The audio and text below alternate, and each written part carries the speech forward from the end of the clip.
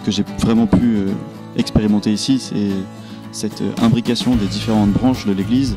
et d'autres branches qui ne sont pas directement rattachées à l'église mais qui ont forcément des liens assez forts avec elle. Ça a été pour moi une découverte et vraiment un approfondissement de ce que j'avais déjà pu découvrir au GMJ de Cracovie. C'est-à-dire que l'Église de France n'est pas seule représentante de cet univers chrétien, vraiment ancré au cœur du monde où elle peut rayonner et aider comme à travers ce beau projet. Cette expérience a changé ma perception de l'Église, puisque j'ai découvert vraiment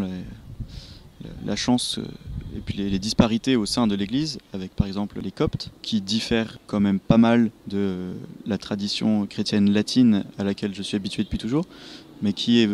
une autre branche de la liturgie, qui est rattachée à l'Église de Rome, mais qui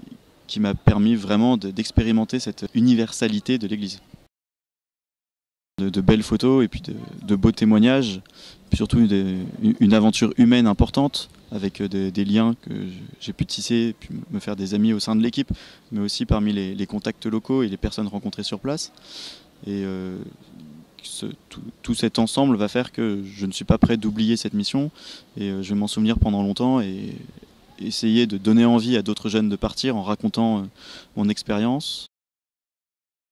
Lorsque nous sommes allés visiter l'église Saint-Pierre et Saint-Paul, donc église qui a été frappée par un attentat à la bombe en décembre 2016. Déjà, on arrive dans la cour, après les contrôles policiers, on voit sur un mur les photos des victimes, et sous les photos des victimes, une tache de sang derrière une plaque en verre, qui était là pour qu'on se souvienne, pour qu'on n'oublie pas. Mais surtout, ce qui m'a encore plus marqué, c'est quand, une fois la porte de l'église poussée, nous avons vu vraiment les traces physiques de l'attentat, à savoir des piliers criblés d'impact, des vestiges comme des bancs ou des affaires qui appartenaient aux martyrs. Et j'en étais profondément bouleversé et sur le moment, j'ai un peu plus su quoi dire et ça m'a vraiment marqué.